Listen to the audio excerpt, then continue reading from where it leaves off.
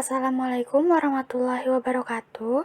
Perkenalkan, saya Fatima Trianggraini, mahasiswa jurusan akuntansi semester 3 di Universitas Yarsi. Pada video kali ini, saya akan menjelaskan mengenai penyembuhan pada uji heteroskedastisitas dan penyembuhan pada uji autokorelasi.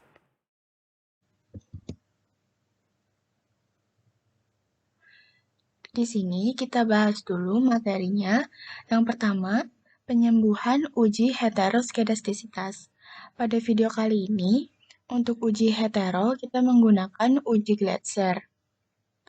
Nah, dalam kasus pengujian heteroskedastisitas dengan uji Glatzer itu seringkali terdapat gejala heteroskedastisitas. Berikut ini cara yang perlu dilakukan agar model regresi terbebas dari gejala hetero tersebut. Yang pertama, melakukan alternatif pengujian lain untuk mendeteksi ada atau tidaknya gejala heteroskedastisitas, seperti uji hetero dengan grafik scatter plot, uji Park, dan uji White. Namun pada video kali ini, kita akan menggunakan uji Glatzer. Yang kedua, melakukan transformasi data penelitian, seperti learn, logaritma, log, dan lain-lain. Yang ketiga, melakukan outlier terhadap data yang ekstrim, atau jika diperlukan, kita boleh menambahkan sampel baru supaya sebaran data menjadi lebih bervariasi atau beragam. Di sini sebagai reminder, kriteria uji Glatzer. Jika nilai probabilitasnya itu lebih besar daripada 0,05, maka tidak terjadi gejala heteroskedastisitas. Sedangkan, jika nilai probabilitasnya itu kurang dari 0,05, maka itu terjadi gejala heteroskedastisitas. Untuk lebih jelasnya lagi, kita langsung aja ke SPSS-nya. Di sini sudah ada data untuk uji heteroskedastisitas. Yang pertama, kita harus uji hetero dulu menggunakan uji Glatzer. Yang pertama, kita ke analyze dulu, lalu regression, dan pilih linear. Untuk yang dependennya, kita isi dengan Y1, dan yang independennya kita isi dengan X2 dan X3. Langsung aja ke menu save, kita checklist unstandardized-nya untuk memunculkan nilai residualnya. Kita checklist, lalu klik continue, habis itu kita klik OK. Di sini udah muncul nilai residual satunya. Setelah itu kita langsung transform, lalu compute variable. Nah, di sini targetnya itu kita isi ABS residual 1. Untuk ini kita pilih all, lalu kita klik yang ABS. Kita klik tanda panahnya dan ini kita isi dengan unstandardized-nya. Kita pindahin. Nah, udah kayak gini, kita klik OK.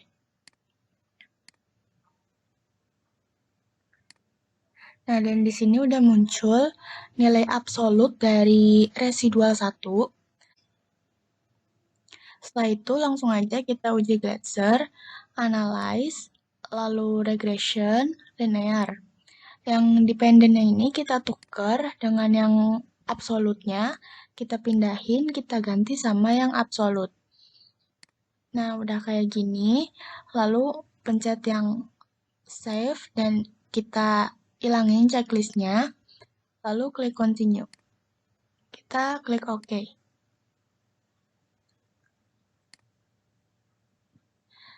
Kita bisa langsung lihat di tabel koefisien yang ini, kita lihat nilai signifikansinya. Untuk yang X2, yaitu nilai signifikansinya 0,019. Dan yang X3, dia nilai signifikansinya 0,89. Berarti ini dapat disimpulkan bahwa yang variabel X2, dia tuh terdapat gejala heteroskedastisitas karena dia ini kurang dari 0,05. Berarti yang perlu kita sembuhin ini adalah data yang X2 ini. Nah, sebelum kita menyembuhkan variabel X2 ini, kita perlu tahu dulu apakah di dalam ini ada data yang ekstrim atau tidak. Nah, kita langsung aja klik menu Grab, lalu Legacy Dialog, dan pilih yang bar. Nah, kita klik yang Values of Individual Case. Kita klik, lalu kita klik Define. Nah, karena yang mau kita sembuhin itu yang X2, berarti X2-nya itu kita pindahin ke sebelah sini. Kita klik. Nah, udah kayak gini, kita klik OK.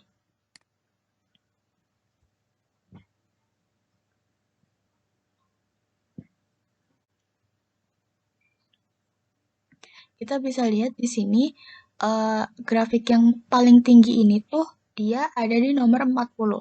Jadi kita itu harus hapus data yang di nomor 40. Kita balik ke data awal, ke sini.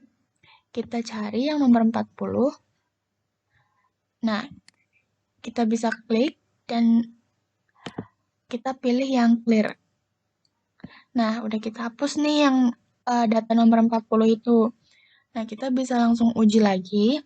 Kita klik Analyze, lalu Regression, dan pilih Linear. Posisinya masih sama kayak gini. Dependennya itu absolut dari nilai residual, lalu independennya itu X2 dan X3. Nah, kita langsung aja klik OK. Kita bisa lihat di tabel koefisien. Nah, di sini nilai signifikansinya udah berubah. Yang X2 dia menjadi 0,053 dan X3-nya dia jadi 0,904. Nah, dua-duanya ini udah di atas 0,05 semua. Berarti kedua variabel ini tuh udah terbebas dari gejala heteroskedastisitas. Selanjutnya, kita masuk ke penyembuhan uji autokorelasi. Di video kali ini, saya menggunakan Rantes. Nah, faktor-faktor yang menyebabkan data mengalami gejala autokorelasi yaitu yang pertama, adanya kesalahan dalam pembentukan model regresi. Yang kedua, tidak memasukkan variabel yang penting dalam model regresi. Yang ketiga, memanipulasi data. Dan yang keempat, menggunakan data yang tidak empiris. Dan di sini sebagai reminder, kriteria Rantes yang pertama, jika nilai signifikansinya itu kurang dari 0,05, berarti di data tersebut terdapat autokorelasi. Sedangkan jika signifikansinya lebih besar daripada 0,05, maka data tersebut tidak terdapat autokorelasi. Untuk lebih jelasnya lagi, kita langsung aja praktik ke SPSS-nya. Di sini sudah ada data yang kita perlukan untuk melakukan uji autokorelasi. Pertama-tama kita harus melakukan uji range dulu. Langsung aja kita klik menu Analyze, lalu Regression, dan Linear. Nah, untuk yang dependent, bisa kita isi dengan Y1. Lalu, untuk yang independent, kita isi dengan X2 dan X3. Nah, setelah udah, kita klik menu Save, lalu checklist yang unstandardized untuk memunculkan nilai residual. Kita checklist, lalu kita klik Continue. Setelah itu, kita klik OK. Nah, di sini udah muncul kolom baru yang berisi nilai residual 1. Nah, setelah itu, kita langsung aja lagi balik ke Analyze, lalu Non-Parametric Test, dan kita pilih yang Legacy Dialog. Kita klik yang Runs. Kita pindahin unstandardized-nya ke kolom sebelah kanan. Setelah itu kita klik OK. Kita bisa lihat di sini di kolom Run Test, dia itu nilai signifikansinya 0,00, yang berarti ini menandakan kalau dia ini terdapat autokorelasi karena dia itu nilai signifikansinya kurang dari 0,05. Maka dari itu, kita perlu menyembuhkan datanya supaya nilai signifikansinya ini bisa lebih dari 0,05. Nah, kita balik lagi ke data awal. Sebelum kita melakukan penyembuhan, kita harus transform dulu variabel-variabelnya Y1, X2, dan X3. Kita klik transform, lalu compute variabel. Di sini target variabelnya bisa kita isi dengan len underscore Y1. Untuk yang numeric expressionnya, ini kita klik all, lalu kita cari singkatan ln. Kita pindahin, lalu ini kita isi dengan Y1. Nah, setelah udah, kita klik OK. Kita transform lagi untuk variabel X2. Targetnya kita ganti jadi X2. Dan ininya kita ganti jadi X2 juga. Setelah itu kita klik OK.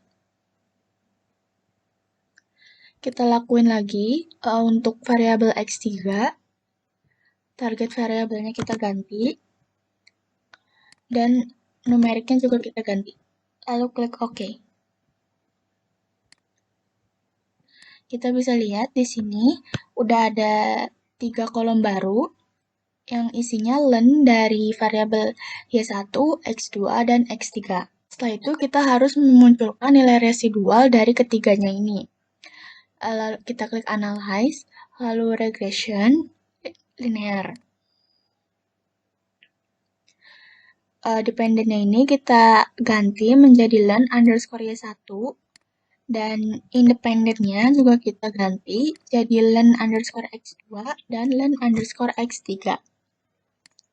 Kita pastiin save-nya ini unstandardized-nya udah di checklist, lalu klik continue dan OK.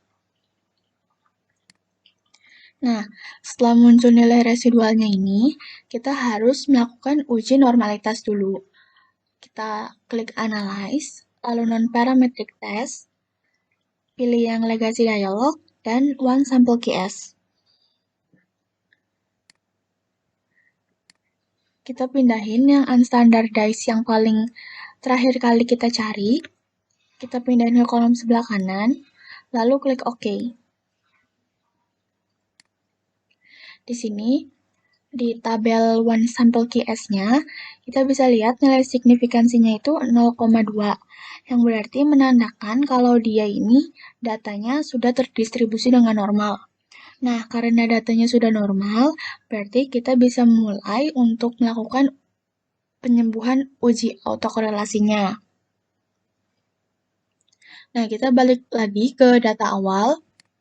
Kita harus transform dulu lagi nilai len dari Y1, X2, dan X3. Kita langsung aja klik transform, lalu compute variable.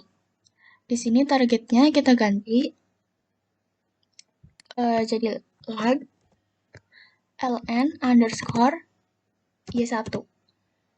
Ininya juga kita ganti jadi lag buka kurung. Di sini kita isi dengan ln underscore S1. Kita pindahin, lalu tutup kurung, kita klik OK. Kita balik lagi dan kita lakuin hal yang sama untuk variabel X2-nya. Di sini targetnya kita ganti menjadi lag ln underscore X2. Lalu numeric expression-nya kita ganti juga dengan ln underscore X2. Lalu kita klik OK. Dan kita lakuin lagi transform untuk variabel X3. Targetnya kita ganti, lalu numeriknya juga kita ganti. Kita klik OK.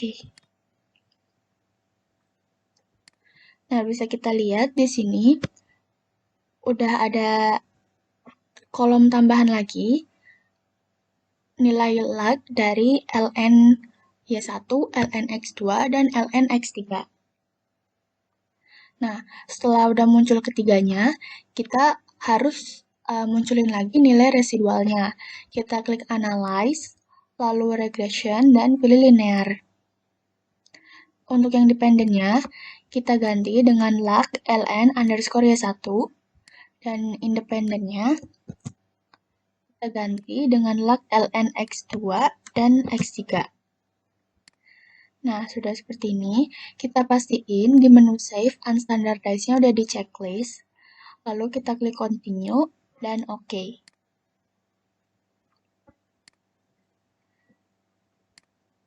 Kita lihat di sini udah ada nilai dari residual lag yang udah kita cari. Nah, setelah itu nilai residualnya kita transform lagi, kita cari nilai lagnya dari nilai residual. Di sini targetnya kita ganti jadi lag res 3. Nah, seperti ini. Lalu yang di dalam kurungnya ini kita hapus dan kita ganti dengan unstandardized. Kita ganti, lalu kita klik OK. Nah, di sini udah muncul nilai lag dari residual yang ketiga. Nah, setelah itu kita ke Analyze, lalu pilih Regression dan Linear. Di sini, dependennya ini kita ganti dengan unstandardized. Lalu yang independennya, ini kita tukar dengan lag res underscore 3. Nah, kita nuker independennya ini supaya kita tuh bisa munculin tabel koefisiennya. Di sini kita klik menu Save dan unstandardized-nya ini kita nggak perlu checklist, jadi kita ilangin aja. Lalu klik Continue dan OK. Kita bisa langsung cari aja tabel koefisiennya. Di sini kita bisa lihat di kolom B, di sini nilai B-nya dari lag res 3, dia itu 0,876. Kita harus mengingat angka ini karena angka ini akan kita gunakan di langkah selanjutnya. Sekali lagi diingatkan, untuk nilai B-nya itu 0,876. Nah, kita balik lagi ke data awal. Nah, setelah itu kita transform lagi datanya. Kita klik transform, lalu compute variable. Di sini target variabelnya kita ganti menjadi ln underscore y1. Kita tambahin pembeda, yaitu add. Untuk yang numeric expression-nya, di sini kita isi len underscore y1. Kita pindahin, lalu dikurang dengan angka di tabel koefisien tadi. Tadi hasilnya itu 0,876. Lalu dikalikan dengan lag ln underscore y1. Kita pindahkan. Nah, sudah seperti ini. Ln underscore y1 dikurangi dengan hasil dari tabel koefisien tadi dan dikali dengan lag ln underscore y1. Lalu sudah seperti ini, kita klik OK.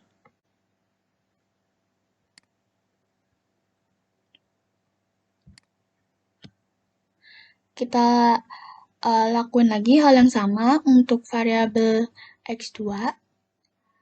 Di sini target variabelnya kita ganti menjadi ln underscore X2 add. Di sini kita ganti juga numeric expression-nya.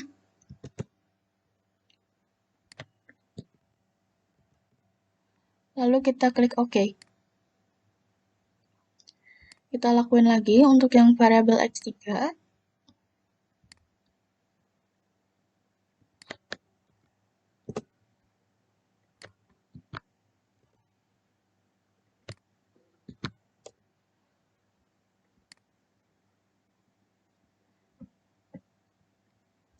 Nah, di sini udah ada 3 tambahan kolom baru. Di sini nilai dari len, Y1, X2, dan X3. Nah, setelah itu kita bisa melakukan uji range-nya. Tapi kita harus munculin nilai residualnya dulu. Kita klik Analyze, lalu Regression, Linear. Di sini dependennya kita isi dengan variabel yang baru kita cari, len underscore y1 add, dan yang independennya juga kita ganti dengan yang baru kita cari, ln underscore x2 add dan x3 add. Dan kita pastiin di save, ini unstandardized-nya kita checklist, kita klik continue, lalu kita klik OK. Nah, setelah nilai residualnya muncul, kita bisa langsung uji run. Kita klik Analyze, lalu Non-Parametric Test, Legacy Dialog, dan Runs. Ini unstandardized-nya kita tukar dengan unstandardized yang paling terakhir kita cari, yaitu unstandardized yang keempat. Kita pindahin, lalu kita klik OK. Nah, di sini kita bisa lihat tabel run test-nya. Nilai signifikansinya itu 0,429, di mana dia itu lebih besar daripada 0,05. Karena dia lebih besar daripada 0,05, berarti ini menandakan bahwa dia itu tidak mempunyai gejala autokorelasi. Nah, seperti itu. Sekian penjelasan dari saya, semoga bermanfaat. Dan apabila terdapat kekurangan, mohon dimaklumi.